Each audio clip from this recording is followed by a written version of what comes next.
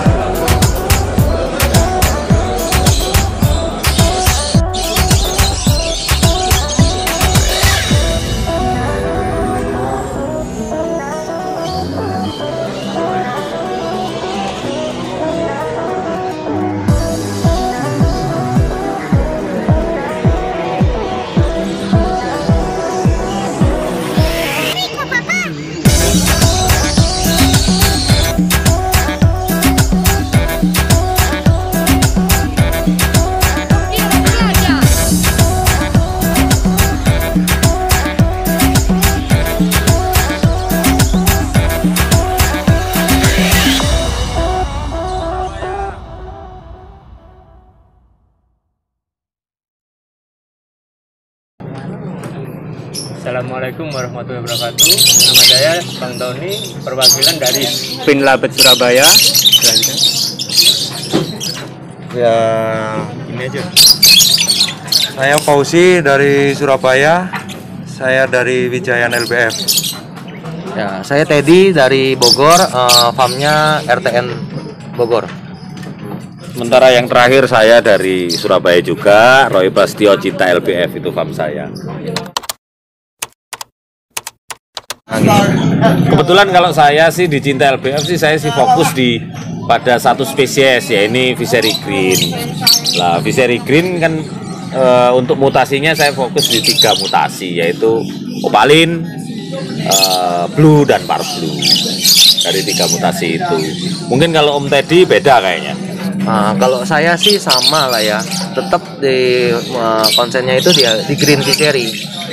Tapi mutasi di green fishery itu juga kita masih ada konsen di blue sama parblue, tapi parblue masih dalam rangka mencoba proses lah gitu. Cuman emang nggak gampang untuk naik satu tingkat itu. Oke.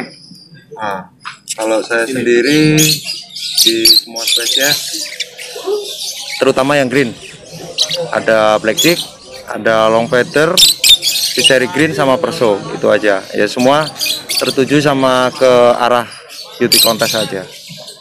Itu. Untuk saya, untuk perwakilan dari Pinlabet, semua spesies kemungkinan ada. Ini lagi pengembangan untuk blackjack dan nyata. Untuk fishery green udah ada banyaklah stok. Kalau rekan-rekan membutuhkan bisa hubungi di Pinlabet. Itu aja. Terima kasih. Jadi gini, untuk kita memilih seekor burung, itu kita memerlukan salah satu faktor utamanya adalah bibit. Bibit dalam hal ini adalah genotip. Beberapa dari burung kita memang selalu mendatangkan bibit-bibit dari Eropa, antara lain gen-gen juara Eropa maupun juara Eropa itu sendiri. Tetapi di sini PIN-LB maupun di Wijayan maupun di RTN semuanya mempunyai basic, kita akan melombakan di sektor anakan-anakan daripada mereka. Anakan-anakan dari para juara-juara Eropa gitu. Jadi kita memang akan selektif, tentunya tidak akan semua dari anakan itu mempunyai fenotip yang bagus atau bakal calon juara. Semuanya melalui sangat-sangat jeli dalam memilih dan memilah materi yang anakan-anakan itu tadi. Contohnya banyak yang ada di sini, kebanyakan 90% lokal. 90% anak-anak di Indonesia semua. Ada beberapa sih 1-2 yang import. Tapi kita lebih fokus ke pengembangan lovebird di tanah air kita. Karena memang kuncinya hanya 2 kok. Kompetisi. Ketika Anda mempunyai ekor burung yang juara ekekan, Anda akan larinya ke gantangan. Kalau burung yang menurut Anda mempunyai postur yang bagus dalam hal ini warna dan sebagainya, hanya 1 di beauty contest. Biarkan para juri yang menilai. Bukan kita, wah ini bagus dan lain sebagainya, tetapi Anda tidak pernah datang ke beauty contest, ya gimana kita mau bicara? Yang dilombakan 90% lokal ini. 95% bahkan yang impor cuma 1-2.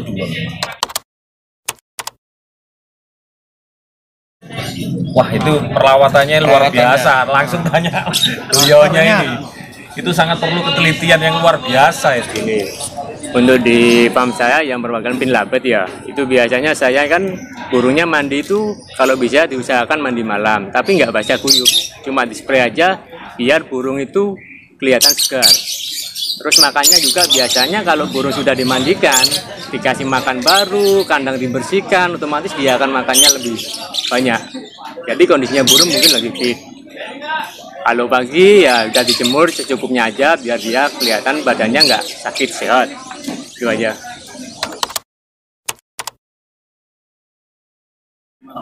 Kita pakai pakannya pakan selat, ekspornya juga pakai ibu selat. Iya.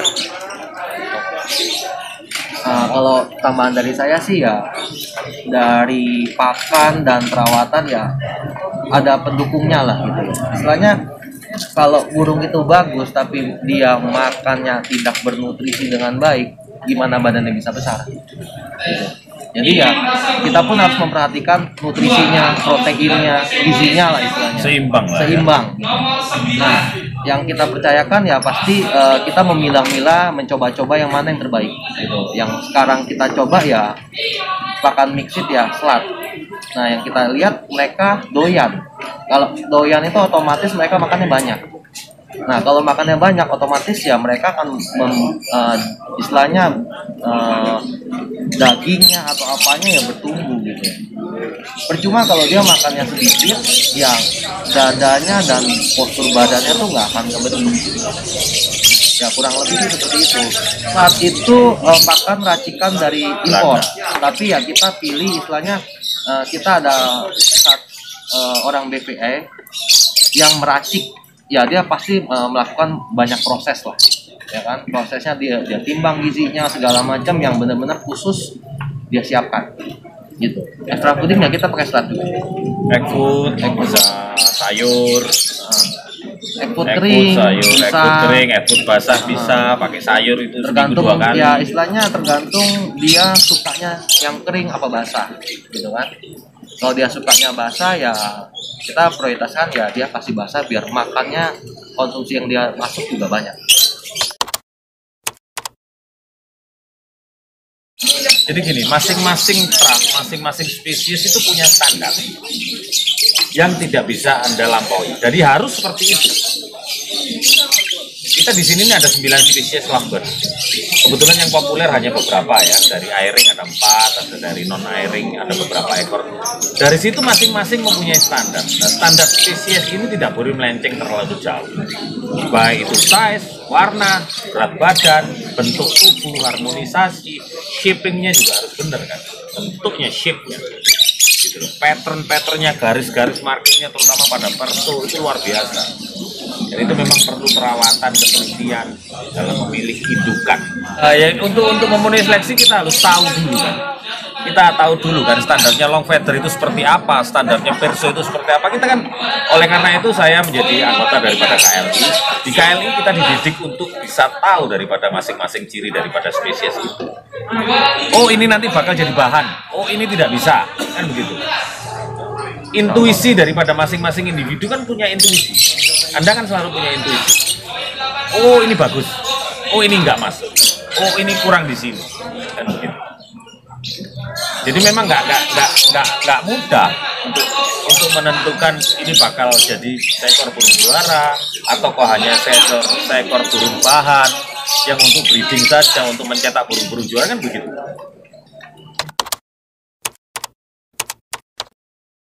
Ya, Pak Roy. Ada contoh lah, kasih contoh lah seekor burung dara. Burung dara itu burung paling ekstrim loh. Dia ada yang dikonsumsi loh, bahkan dikonsumsi untuk di restoran loh. Tetapi kenapa ada burung darang yang harganya sampai jutaan, miliaran bahkan. Nah gitu aja kasarannya. Labet banyak, yang bagus belum tentu. Ya kan? Kalau tadi Om Teddy kasih ilustrasi, mungkin teman kita sekolah yang cantik cuma 1, yang biasa-biasa banyak. ilustrasinya kan begitu. Tidak semua lovebird itu sama. Jadi saya tidak setuju kalau Anda bilang lovebird harganya turun, tidak bisa. Karena untuk mencetak yang bagus itu luar biasa sulit. Semuanya yang diproduksi secara massal itu akan mutunya pasti turun. Pasti.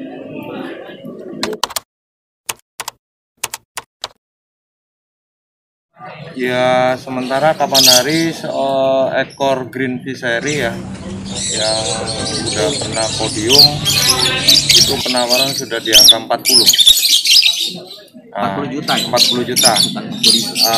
Biasanya orang sebut josan. Nah, tapi yang mereka sebut kok bisa josan dengan harga sampai segitu?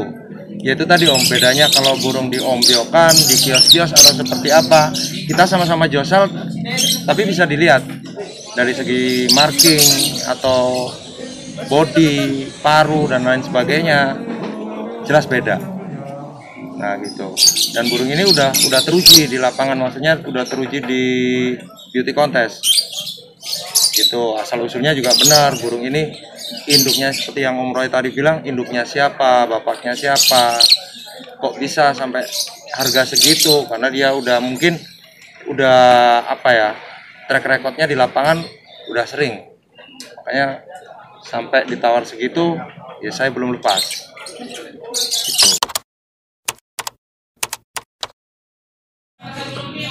Kita nggak tahu burung ini waktu kita lomba misalnya di kota A kita dapat BOB, nanti selanjutnya di kota B kita dapat lagi BOB, belum tentu.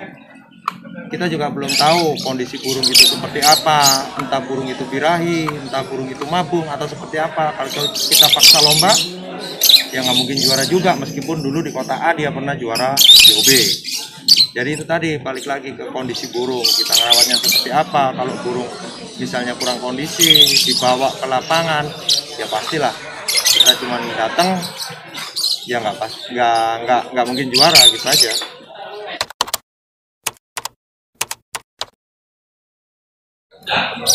Teliti satu, itu sudah pasti. Teliti indukan dalam memilih indukan. Genotipnya bagaimana? Itu penting.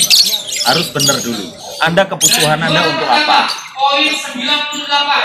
Anda butuhnya untuk apa? Kekurangan burung Anda di mana? Tentukan pemilihan induk yang baik. Itu tidak bisa dipungkiri bahwa induk yang baik akan menghasilkan anakan yang baik. Bukan tidak mungkin ya, induk jelek kali induk jelek anaknya bagus, tapi persentasenya kan kecil. Oh, kalau pemilihan indukan ya pasti kita lihat dari latar belakang juga sih istilahnya kan. Istilahnya kalau latar belakangnya dia memenuhi syarat,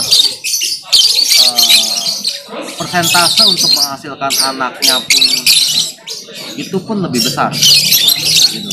Istilahnya ya kayak kita mengambil barang-barang import Eropa, ya kita memilihnya bukan sembarangan ya. Istilahnya banyak kan yang pakai beli link import tapi obyok. Ya sama aja kayak kita beli di kios-kios lah ibaratnya. Nah, tapi kita menyeleksi lebih ketat lagi. Yang kita ambil adalah istilahnya kayak juara-juara di sana yang kita kembangkan di sini. Betul. Nah, ya kalau nggak juara ya buat apa kita kembangkan? Apa istimewanya dari mereka? Nah, kalau dia memang punya keistimewaan, misalnya dia tidak juara, oke. Tapi dia punya saudara yang juara, punya bapak yang juara, kan begitu. Punya adik yang juara, kan begitu. Jadi silsilahnya itu breeding recordnya harus bener. Bloodline-nya itu harus bener.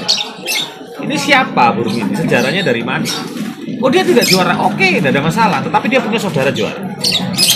Persentasenya lebih besar lah dibanding yang istilahnya yang kita cari yang nggak ada asal usulnya gitu. Ya mungkin bisa bagus, cuman kecil kali ya kemungkinannya ya. Benar nggak Kodam? Iya dong, harus begitu. Jadi kita nggak bisa asal comot. Oh ini bagus bentuknya, tetapi dia tidak punya silsilah, nggak bisa. Nggak bisa asal besar. Ya Eropa kan terkenal big ya. Ya big itu nggak mungkin apa ya? Istilahnya big doang nggak mungkin bisa juara. Tapi ya kita lihat dari banyak sisi, banyak penilaian lah. Ya, pokoknya jangan putus asa, tetap semangat. jangan putus asa, terus semangat, sering-sering ikut apa ya, kopdar di KLI itu aja. ilmu. Banyak ilmu, cari ilmu sebanyak-banyaknya.